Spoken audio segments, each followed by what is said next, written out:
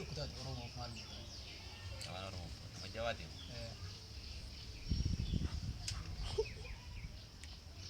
bakka doktora ta'ee jiru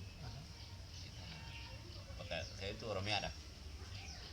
Gaafa nama jabaatan keessatti bakka Oromiyaadhaaf nama kaayyoo ajaa'ibaa qabu nama tolaa uummata Oromiyaa akka tallee gaggaarii bakka akka tolaan Doktora jabaa Oromoo ta'uu barbaaddaa jechuudha. Barnoota keessa maal jaallata? Herrega jechuudha. Maaliif jaallatti herrega? barnoota isaa naa salphata.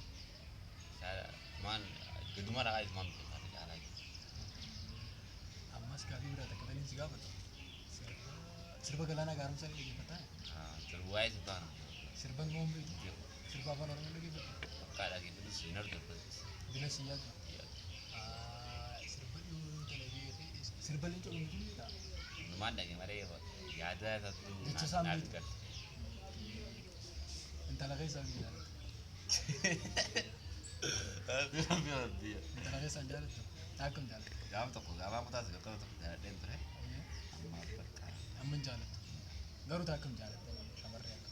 gaafa jaaladhee immoo dura qayyii jedha dura diimaa dura keetu diimaa magaa bakka Namni diimaa. diimaa abbala maal intala diimtuu atiisituu. Osoo akkasii taane egaa maaliif osoo diimina maal dusuuf bakka waan naa jedhan tura biyyaa ture.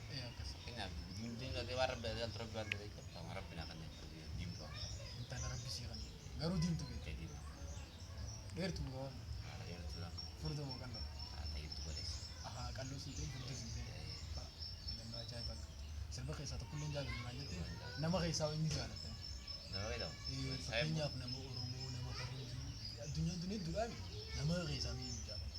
Oromoo. Namni ati dinqisiifatu jechuudha. Fakkeenya naa taate. Hedduu nama Oromooti. Bakka uummatni Oromootiin jaalataman nama biraa jechuudha. Oromoo walii galatti jaalata. Waan Oromoo ta'e walii galatti jaalata. Nama tokko keessaa piip gootee ka jaalatu yeroo keessaa achi ol baaftee. Bakka Dr. Zaakir. Doktar Zaakir. Doktar ajaa'ibaa taatee illee rabbi fuula bira si haa godhu. Wanni biraa gaaffii biraa inni si gaafata. Magaalaa Harargee lixaa keessaa. Magaalaa Harargee lixaa keessaa magaalaan sabboontitti hin ta'e sabboonummaa qabu isaa. Magaalaan sabboontitti hin Harargee lixaa. Boonti jechuudha. Akka yaada keetiitti ibsu tilmaama. Akka yeettan biyyaa cirumaan jala. Ciroo sabboontittidha.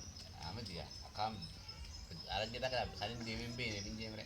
Kan cirumaan hin beeku cirumaan jala. Bakka biraan hin deemne. Ciroo sabboontitti. Ta sabboonummaan qabu. Qonnee kan. Qonnee. Ana gammachiisa. Qonnee sabboonummaan qabu.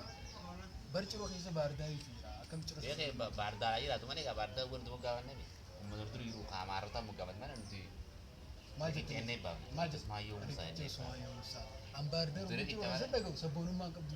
Durii qixxeennee baafanne malee nuti baardaa hin jennee. Ajoollee nama biraati. Kanaafuu magaalaan sabboonummaa qabdu ciroo ta sabboonummaa hin qabne qonnee jettee jirtu. Akka yaada keenya. Yaada ajaa'ibaati. Sawwee.